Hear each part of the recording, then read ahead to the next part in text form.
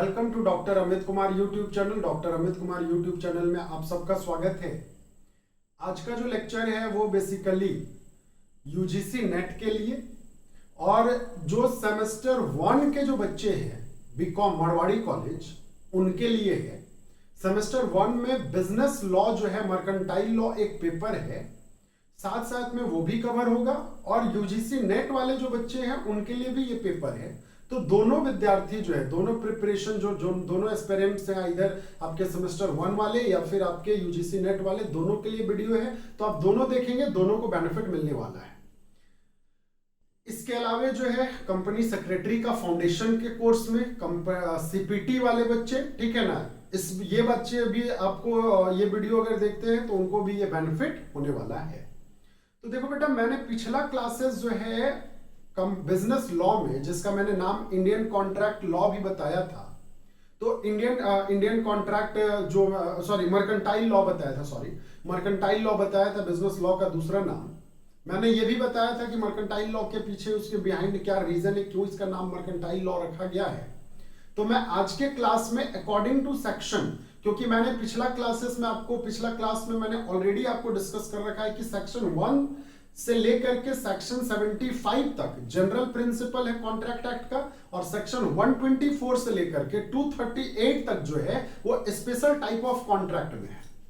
तो एक बात बता दूं मैं, बेसिकली अगर हम देखें तो इंडियन कॉन्ट्रैक्ट एक्ट को 10 चैप्टर में बांटा गया है। स्पेशल जो है 10 चैप्टर में बांटा गया है, डिफरेंट चैप्टर में, जिसमें 1 से लेकर के 6 तक जो है, चैप्टर 1 से लेकर के जो 6 है वो चैप्टर है बेसिकली आपका simple general concept of contract को लेकर के, एंड देन 8 से लेकर के 10 तक में, जिसमें 8 है, 9 है और 10 है।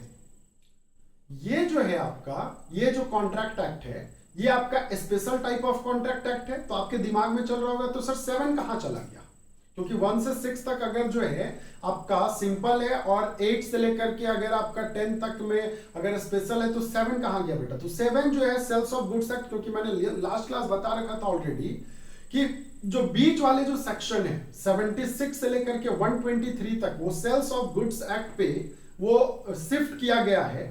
और साथ में चैप्टर 11 जो है वो डील करता है पार्टनरशिप एक्ट को, जो डील क्या कर चीज करता है, पार्टनरशिप एक्ट को। तो मैं वो चीज डिस्कस करूंगा आज के क्लास में। आज के क्लास बहुत इंटरेस्टिंग होने वाला है और डायरेक्टली यूजीसी नेट में ये सारे क्वेश्चंस जो है एमसीक्यू में पूछे जाते हैं, इसलिए मैं ये इस पे फोकस कर रहा हूं। जो विद्यार्थी जो है सेमेस्टर 1 में इसको सेक्शन अगर याद रहती है तो बहुत अच्छी बात है, अगर याद नहीं रहती है तो कोई बात नहीं, आपको डरने की कोई आवश्यकता नहीं है। तो जितने भी विद्यार्थी जो न्यू स्टूडेंट हैं, जो न्यू एस्पिरेंट हैं, जो आज तक मेरे चैनल को सब्सक्राइब नहीं कर रखे हैं, वो मेरे चैनल को सब्सक्राइब कर लीजिए, बेल बटन प्रेस कर लीजिए, ताकि जब भी मैं नया वीडियो अपलोड करूं आपको सबसे पहले जो है नोटिफिकेशन मिलता रहे। मैंने बिजनेस लॉ के लिए ऑलरेडी एक प्लेलिस्ट तैयार कर रखा है, तो जो भी विद्यार्थी है वो प्लेलिस्ट में जा करके आपका जो मेरा लेक्चर है वो लेक्चर को देख सकते हैं, ताकि आपको आसानी हो जाएगा। ठीक है, तो चलिए मैं स्टार्ट करता हूं, मैं कंटिन्यू करता हूं। यहां पे general rule pertaining to contract, जो कॉन्ट्रैक्ट एक्ट है इसका जनरल रूल क्या है, तो ये हमारा चैप्टर 1 से लेकर के चैप्टर 6 तक में जनरल रूल का बात करता है, जो कि सेक्शन 1 से लेकर के सेक्शन 75 का है। ठीक है, मतलब सेक्शन 1 है, सेक्शन 2 है, सेक्शन 3 है, से लेकर के पूरा 75 तक है। तो बेटा क्या हमको 75 तक याद रखने पड़ेंगे? तो यूजीसी नेट वाले बच्चों को हाँ याद रखने पड़ेंगे। लेकिन अगर मैं बात करूं आपका बीकॉम पार्ट 1 सेमेस्टर 1 के बच्चों को, तो याद रखने की आवश्यकता नहीं है। तो देखो अब क्या है समझ लो। इस चैप्टर कहने का मतलब क्या होता है ना, जैसे कभी भी जब एक्ट बनते हैं तो एक्ट बनने से पहले एक शेड्यूल होता है, उसी शेड्यूल को अलग अलग पार्ट में बांटा जाता है चैप्टर, और एक बिरादरी को एक चैप्टर में रखा जाता है, दूसरे बिरादरी को दूसरे चैप्टर में रखा जाता है, एंड देन उसके बाद फिर उसके अंदर पार्टीशन किए जाते हैं सेक्शन के तौर पे। ठीक है, इंडियन कॉन्स्टिट्यूशन एक्ट में यही चीज आर्टिकल में कन्वर्ट हो जाते हैं। सेक्शन के जगह जब हम भारतीय संविधान के बारे में पढ़ेंगे तो वो हमारा सेक्शन की जगह जो है आर्टिकल पढ़ेंगे हम वहां पे, ठीक है। जैसे आर्टिकल 1, आर्टिकल 2 याद करो। पिछला क्लास में मैंने आपको आर्टिकल 370 के बारे में बताया था।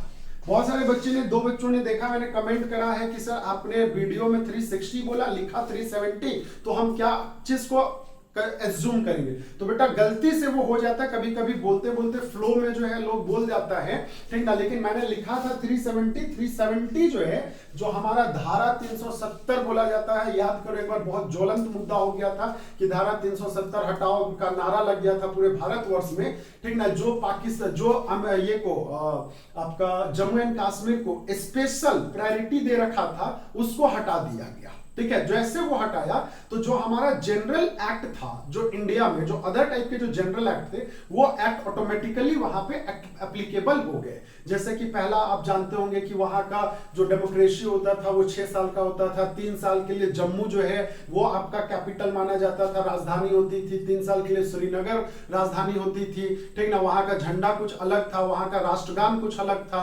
भारत के लोग जो है वहां पे जाकर के जमीन नहीं खरीद पाते थे। पाकिस्तान के लोग अगर वहां की लड़कियां से शादी कर लेते थे तो उनको भारतीय की नागरिकता मिल जाती थी। तो ये बहुत सारे लूपहोल्स थे जिसको 370 को हटा दिया गया। बात समझ में आ रहा है? 370 को हटा देने के बाद वो सारे लूपहोल्स ऑटोमेटिकली ड्रॉप बैक कर दिए गए, खत्म हो गए, ठीक है।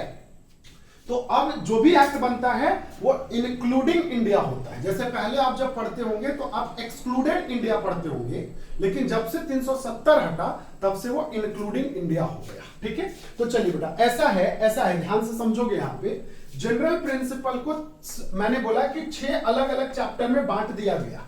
तो 6 चैप्टर में चैप्टर 1 है अलग, चैप्टर 2 है, चैप्टर 3 है, चैप्टर 4 है, चैप्टर 5 है, चैप्टर 6 है। तो सर नेट में हमें क्वेश्चन कैसे पूछे जाते हैं? तो नेट में आपको ये चैप्टर पूछे जाएंगे या तो फिर सेक्शन पूछे जाएंगे, ठीक है।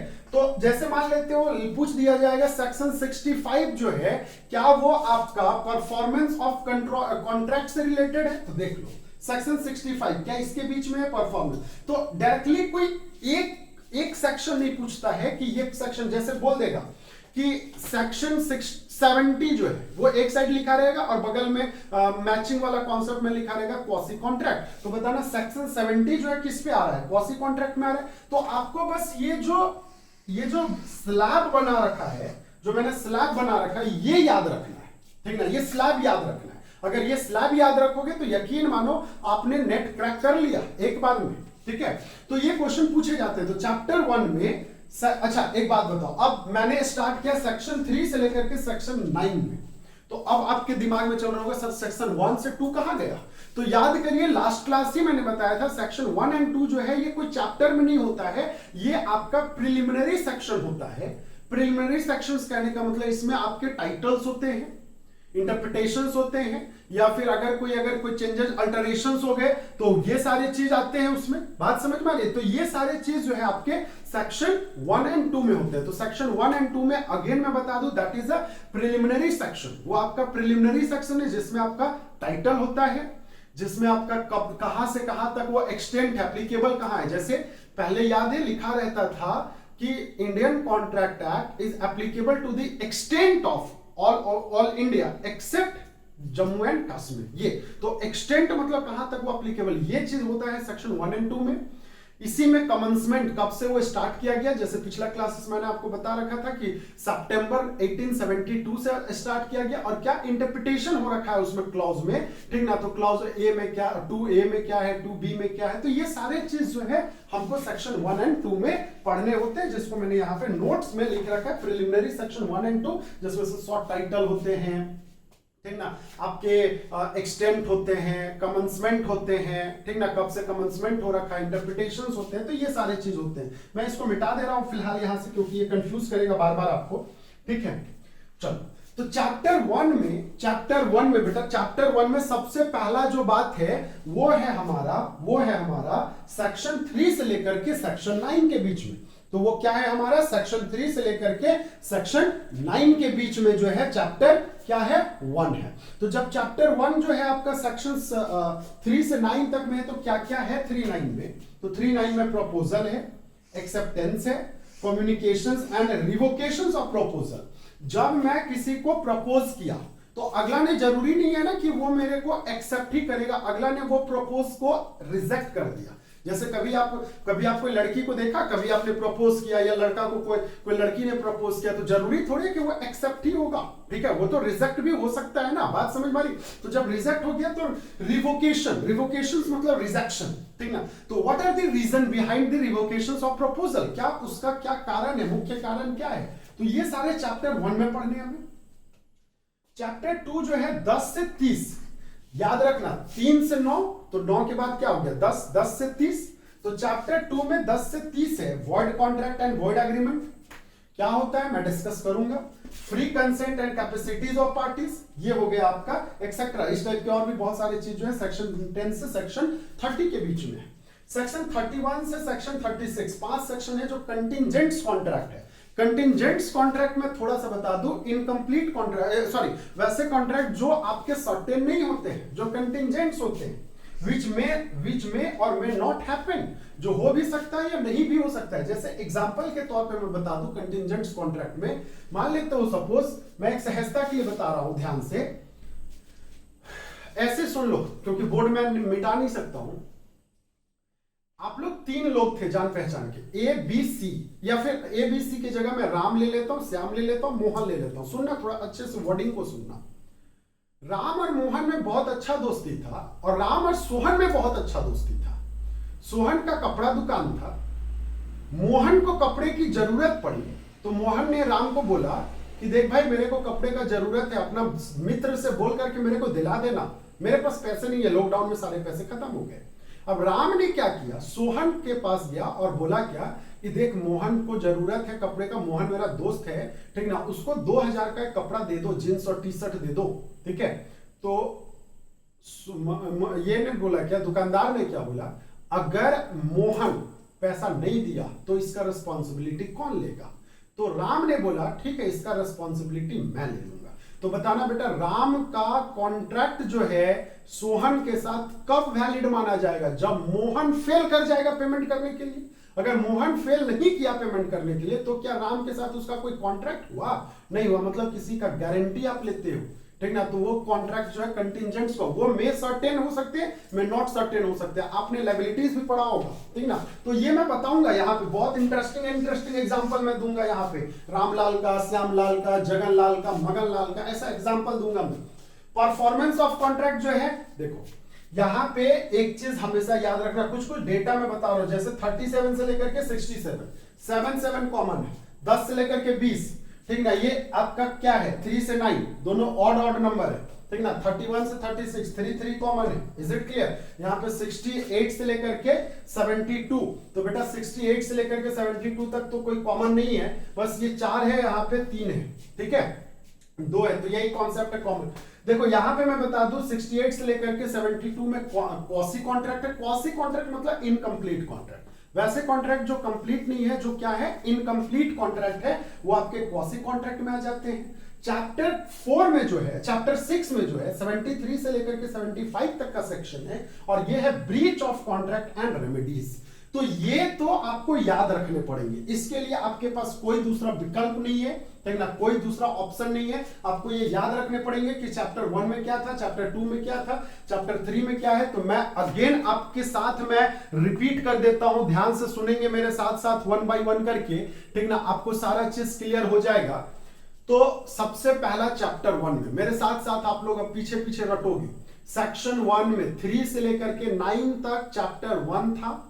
चैप्टर 1 में क्या क्या था, तो चैप्टर 1 में प्रपोजल था, एक्सेप्टेंस था, कम्युनिकेशंस था, रिवोकेशंस ऑफ प्रपोजल था। कहां से कहां तक, सेक्शन 3 से सेक्शन 9 तक।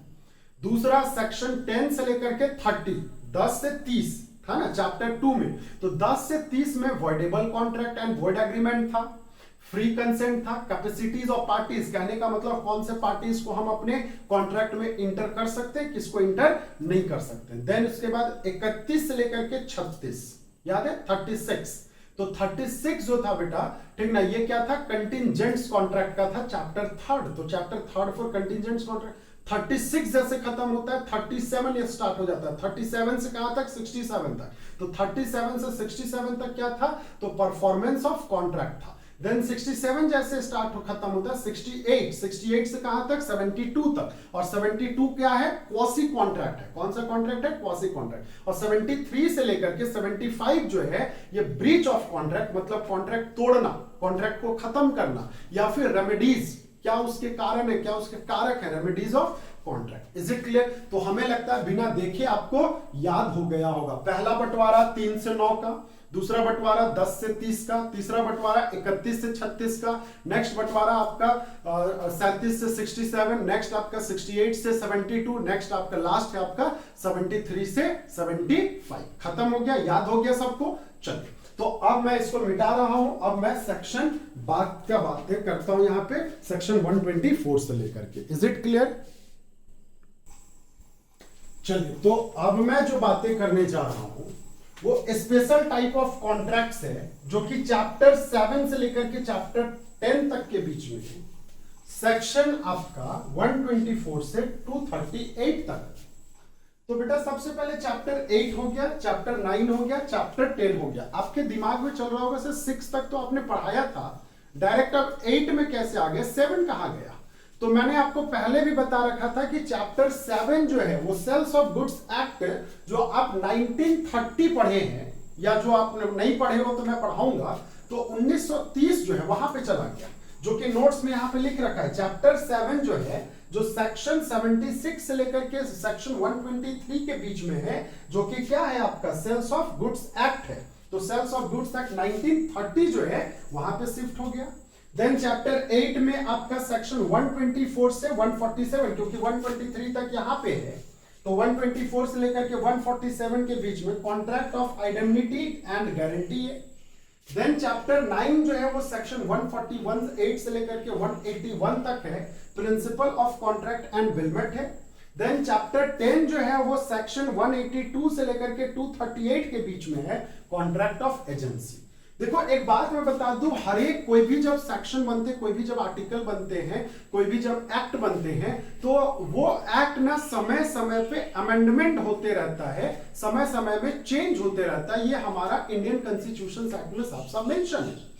तो जब वो डॉक्ट्रिन जब मेंशन है ये चीज, तो हमारा वहां पे साफ साफ जब 1932 में एक नया चैप्टर जुड़ गया, और वो चैप्टर का नाम था चैप्टर 11। और चैप्टर 11 में जो पार्टनरशिप से रिलेटेड जितने भी आपके ट्रांजैक्शंस होंगे, या जितने भी रूल्स एंड रेगुलेशंस होंगे, वो सारे चैप्टर 11 में लाए गए। और चैप्टर 11 का नाम जो दिया गया, वो दिया गया आपका द इंडियन पार्टनरशिप एक्ट 1932। जो पार्टनरशिप का जो नाम दिया गया वो क्या दिया गया, इंडियन पार्टनरशिप एक्ट 1932। और ये कौन से चैप्टर में, चैप्टर 11 में।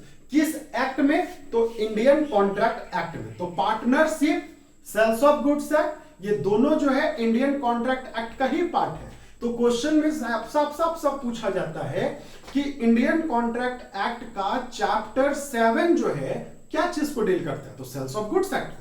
इंडियन कॉन्ट्रैक्ट एक्ट का चैप्टर 11 जो है क्या चीज को डील करता है, तो इंडियन पार्टनरशिप एक्ट को। तो बेटा कुछ नहीं है, इंडियन पार्टनरशिप एक्ट या आपका सेल्स ऑफ गुड्स एक्ट उसी का पार्ट है। Is it clear? तो अगर यहां तक समझ में आ गया होगा, तो मैं अब आगे के क्लास को कंटिन्यू करता हूं, इसको नोट डाउन कर लेंगे। चलिए, तो ऐसा है, ये तो मैंने कंप्लीट करा दिया। मैं पिछला क्लासेस, आज के क्लासेस में 3 क्वेश्चन कवर अप कराया मैंने।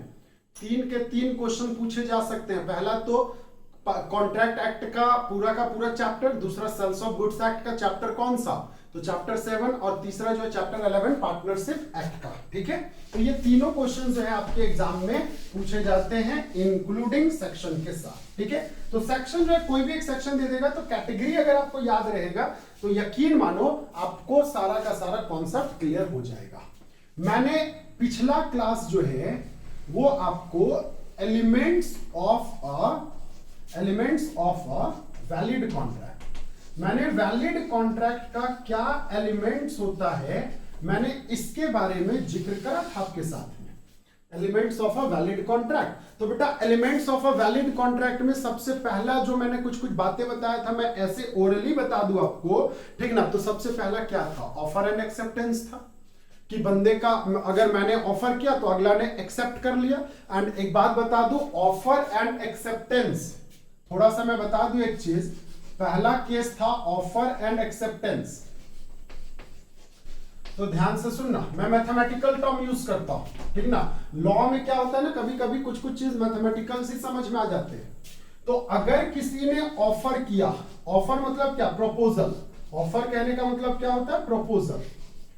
अगर हमने किसी को प्रपोज किया, प्रपोजल हुआ, अगला ने उसको एक्सेप्ट कर लिया, अगला ने क्या कर लिया, एक्सेप्टेंस कर लिया, तो अब मैंने जो प्रपोज किया था, अगला जैसे उसको एक्सेप्टेंस कर लेगा तो वो क्या बन जाएगा, प्रॉमिस बन जाएगा।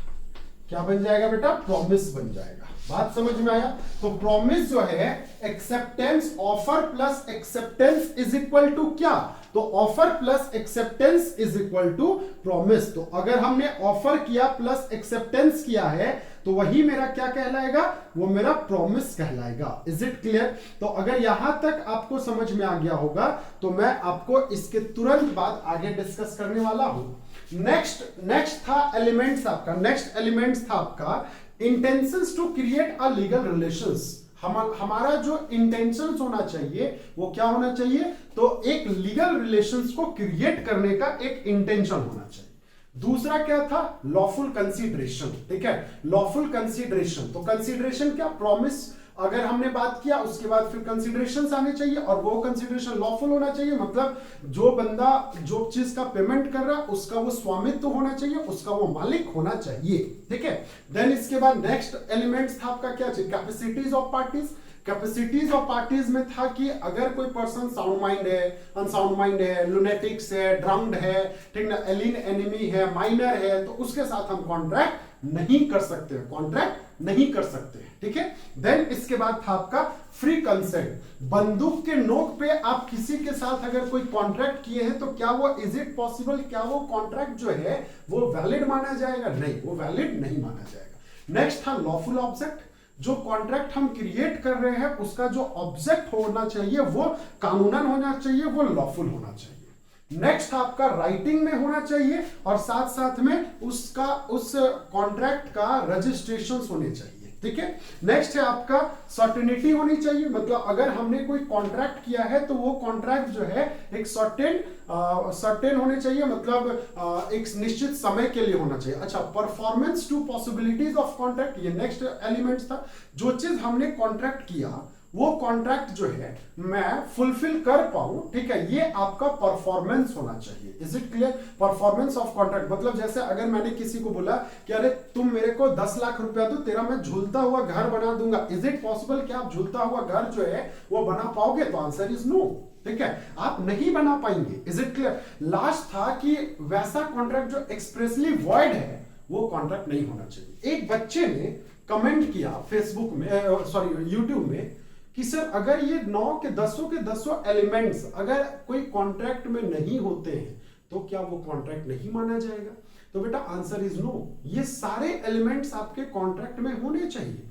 हाँ, कंसीडरेशन का पॉइंट जो है इसमें कुछ ऐसे कॉन्ट्रैक्ट्स होते हैं जिस कॉन्ट्रैक्ट में नो कंसीडरेशन नो कॉन्ट्रैक्ट, फिर भी वो उसका देखो रूल क्या बोलता है, नो कंसीडरेशन नो कॉन्ट्रैक्ट। जहां पे कोई कंसीडरेशन नहीं है वहां पे कोई कॉन्ट्रैक्ट नहीं है, लेकिन इसके कुछ एक्सेप्शन है, ठीक है ना, इसके कुछ एक्सेप्शंस हैं, ठीक है। एक्सेप्शंस क्या है भाई, ठीक है, तो एक्सेप्शंस जो है जैसे लव एंड अफेक्शंस हो गए, तो ये सारे कुछ एक्सेप्शंस होते हैं, ठीक है, कि जहां पे कंसीडरेशन नहीं है। जैसे मान ले तो आपके पेरेंट्स ने आपको पढ़ाने के लिए खर्च दिया, तो क्या उसने किसी भी तरह का कोई कंसीडरेशन लिया, कोई रिटर्न में देखो कंसीडरेशन कहने का मतलब क्या, समथिंग इन रिटर्न, हमने कुछ ना कुछ दिया। जैसे मान लेते हो कि अगर मैंने ये घड़ी आपको बेचा है तो घड़ी के बदले आप मेरे को कुछ दोगे, ठीक है, तो दैट इज कॉल्ड क्या, कंसीडरेशन, समथिंग इन रिटर्न। अब ये घड़ी के बदले में आप मेरे को कैश दे सकते हो, ठीक है, दे दो,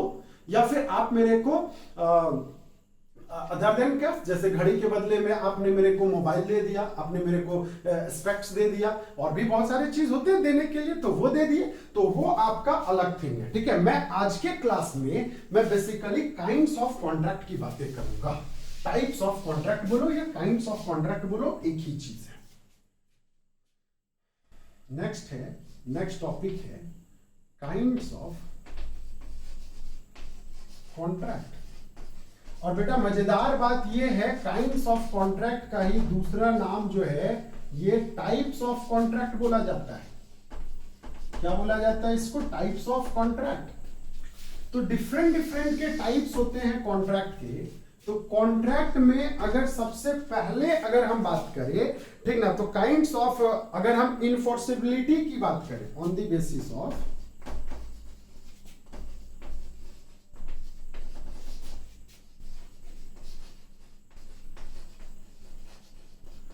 enforceability, on the basis of enforceability, on enforceability की अगर हम बात करें, ठीक है, तो कॉन्ट्रैक्ट को कितने तरह में बांटा गया है वो देखो।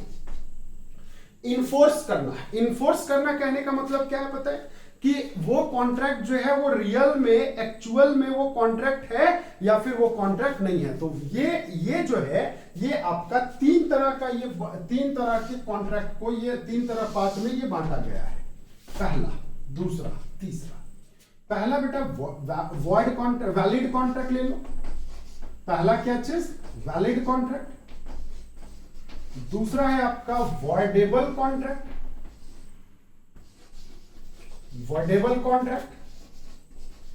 और last one is your void contract. अक्सर क्वेश्चन पूछे जाते हैं what are the differences between void contract and voidable contract.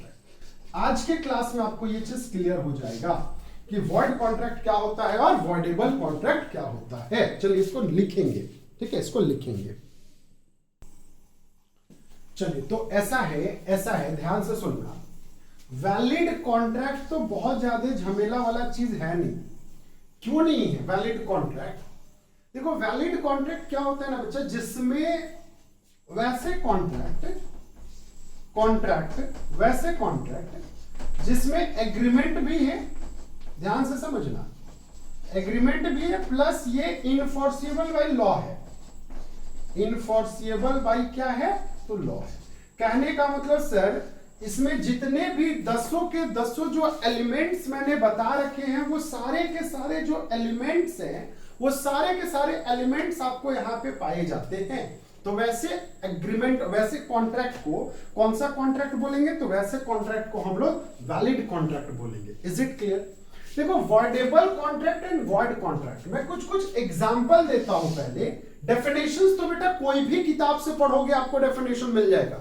मैं डेफिनेशन पे फोकस नहीं करने वाला हूं पूरे ये में, मैं एग्जांपल पे फोकस करने वाला हूं। क्योंकि क्या होता है ना, जब हम कोई मूवी देखते हैं ना तो मूवी का डायलॉग जो है वो बड़ा जल्दी याद रहता है, ठीक है, डायलॉग बड़ा जल्दी याद रहता है कि अरे नहीं ये तो उस मूवी की डायलॉग थी, ठीक है, उस हीरो का, एक्टर का नाम, उसका जगह का नाम, ये सब याद नहीं रहता है, ठीक है, उतना जल्दी ज्यादा याद नहीं रहता है, ठीक ना, हमें डायलॉग याद रहती है। जैसे अगर आज भी अगर मैं बोलूं, ठीक है, कि नहीं नाम तो सुना ही होगा, अगर ये मैं बात करूं तो आप क्या बोलोगे कि अरे ये तो भाई शाहरुख खान की मूवी की एक डायलॉग थी। बात समझ में आ गई? तो उस टाइप से तो मैं यहाँ पे एग्जांपल देता हूं।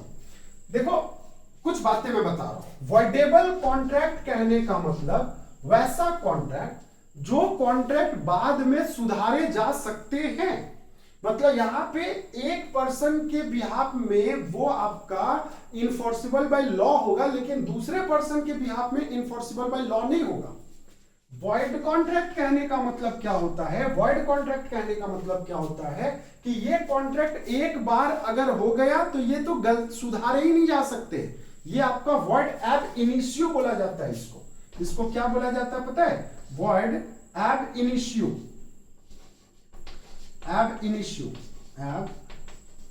इनिशियो कहने का मतलब वॉइड जो है वो एकदम वेरी बिगिनिंग से, ये होता है वेरी बिगिनिंग, मतलब जब से बना था तब से ही ये वॉइड है, ठीक ना।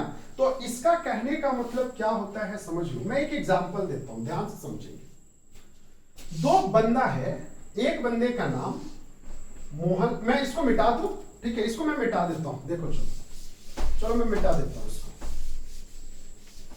क्योंकि थोड़ा एग्जांपल पढ़ रहे हैं तो अच्छे से पढ़ेंगे। मैं यहां पे बात करता हूं वॉइडेबल का, वॉइडेबल कॉन्ट्रैक्ट का, ठीक है ना। दूसरा बात करता हूं वॉइड कॉन्ट्रैक्ट का। वॉइड कॉन्ट्रैक्ट का, ठीक है, वॉइड कॉन्ट्रैक्ट का। तो पहला मैं वॉइडेबल की बातें करता हूं। मान लेता हूं, ध्यान से सुनना, ये है रामलाल। कौन है बेटा? ये Ramlal.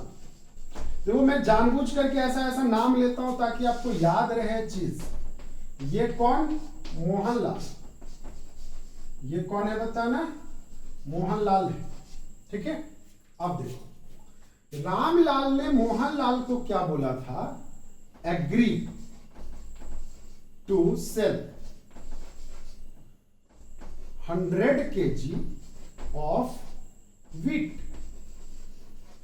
at the rate of rupees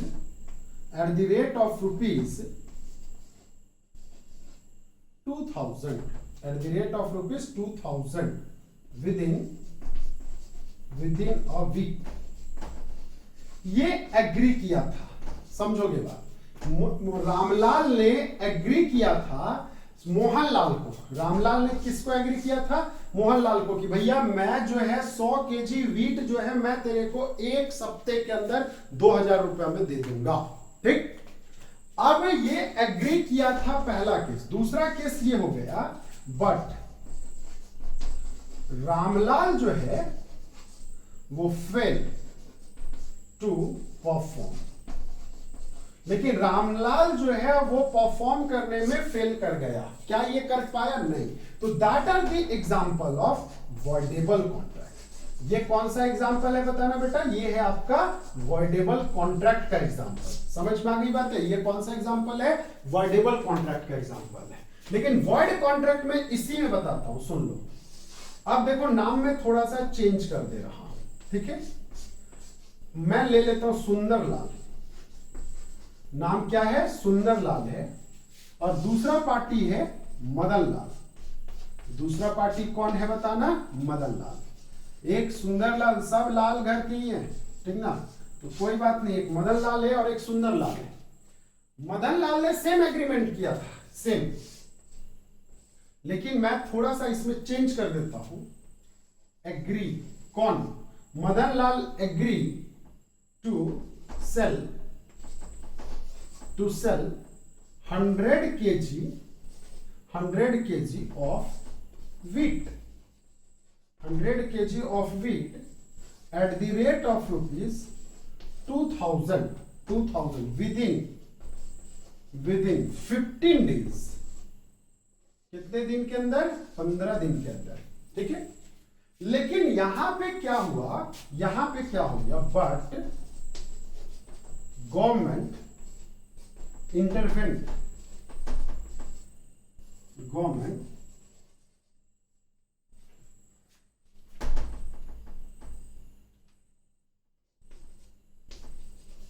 intervened in 10 days and banned to sell of wheat any parties in general market। देखो ध्यान से समझोगे, यहां पे सुंदरलाल ने एग्री किया मदनलाल को। क्या एग्री किया? कि बेटा मैं जो है तेरे को 15 दिन के अंदर में 100 kg गेहूं दे दूंगा 2000 रुपए में, ठीक है। 2000 में मैं कितने केजी गेहूं दूंगा? 100 kg गेहूं दे दूंगा। Is it clear? चलो ठीक है, हो गया सर, बात डन, फाइनल।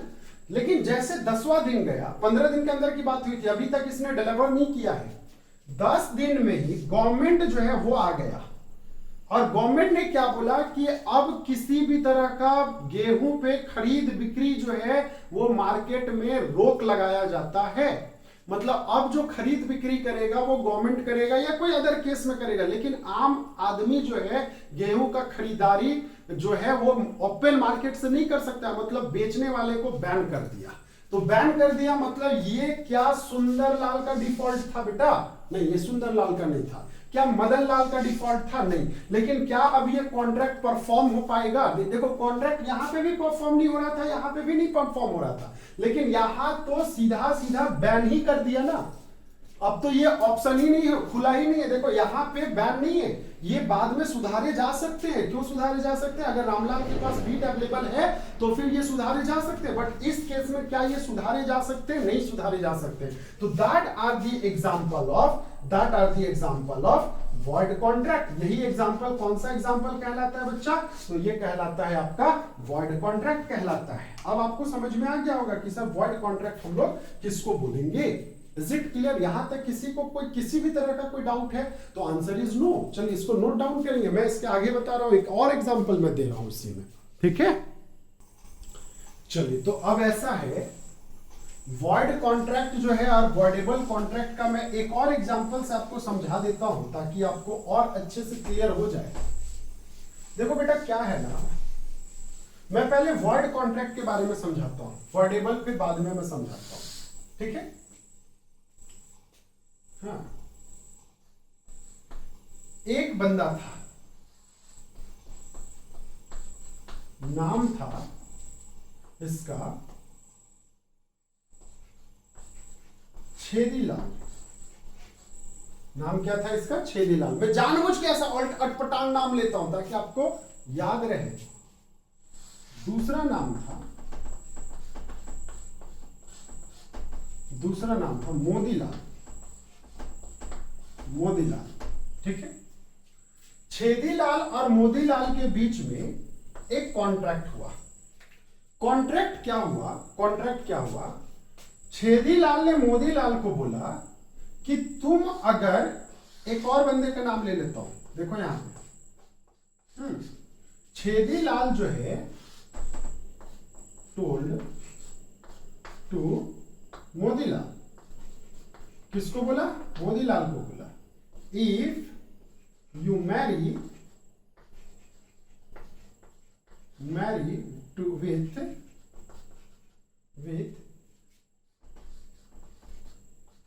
रमना नाम ले लेता हूं इसका, ठीक है। ये लड़की है, महिला है। अगर तुमने रमना से शादी कर लिया तो then I will give my car. इसके पास में बेटा एक कार भी था, ये देखो ये कार था, किसका था? इसका था car, at the rate of ₹2 lakh. मान लेता हूं सपोज ये बातें करा इसने, ठीक। क्या बोला कि भैया तू जो है रमना से अगर शादी कर लोगे तो मैं BMW जो है मैं तेरे को, ठीक ना, 2 लाख में दे दूंगा। अब बताना BMW पाने के लिए मोदीलाल जो है रमना से क्या सपना से भी शादी कर लेगा? नहीं करेगा। 2 लाख में BMW मिल रहा है। लेकिन हुआ क्या ना, रमना का इतना, मोदीलाल का किस्मत इतना अच्छा नहीं था।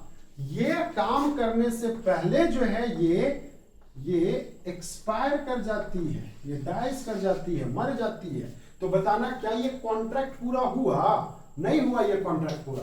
तो ये आपका वॉइड कॉन्ट्रैक्ट कहलाएगा। ये कौन सा कॉन्ट्रैक्ट कहलाएगा बेटा? ये वॉइड कॉन्ट्रैक्ट कहलाएगा। समझ में आ गया होगा आपको, ये वॉइड कॉन्ट्रैक्ट कहलाएगा। वॉइडेबल कॉन्ट्रैक्ट क्या हुआ समझ लो। वॉइडेबल कॉन्ट्रैक्ट क्या हुआ समझ लो। यहां पे ना किसी भी तरह का कॉर्सियन की बात आती है, फ्रॉड की बात आती है।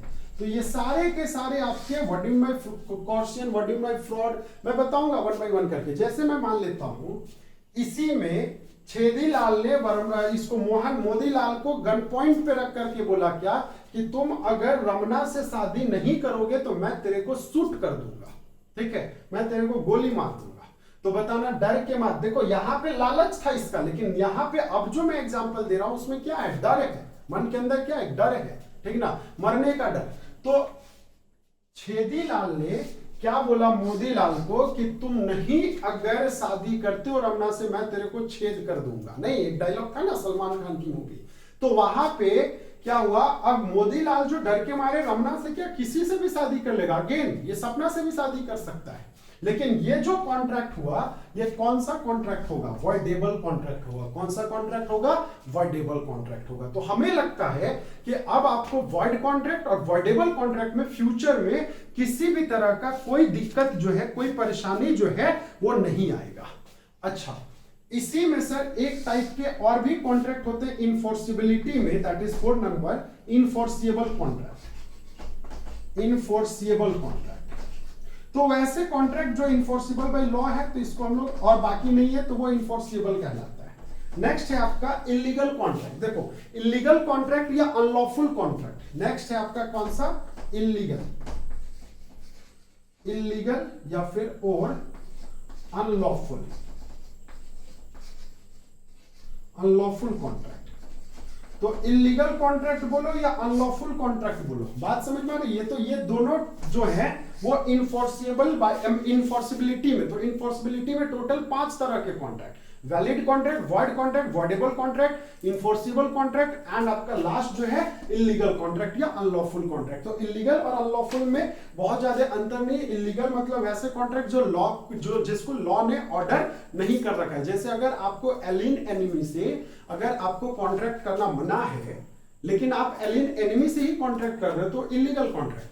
आपको दारू बेचना इलीगल है बिना लाइसेंस का, अगर आपने लाइसेंस नहीं लिया है और दारू बेच रहे हो तो वो इलीगल है। लेकिन आप दारू ही बेच रहे हो तो वो कौन सा कॉन्ट्रैक्ट करोगे? इलीगल कॉन्ट्रैक्ट करो। आम सप्लाई करना कौन सा कॉन्ट्रैक्ट? Illegal contract. बात समझ में आ गई? तो ये सारे कॉन्ट्रैक्ट जो है, ये सारे कॉन्ट्रैक्ट आपके इलीगल कॉन्ट्रैक्ट या अनलॉफुल कॉन्ट्रैक्ट में आते हैं। तो बाकी बातें जो है मैं नेक्स्ट क्लास करूंगा, और नेक्स्ट क्लास के लिए ये वीडियो जो है, ये लेक्चर जो है आप पूरा देखेंगे ताकि आपको अच्छे से चीजों को क्लियर हो जाए। Okay, thank you.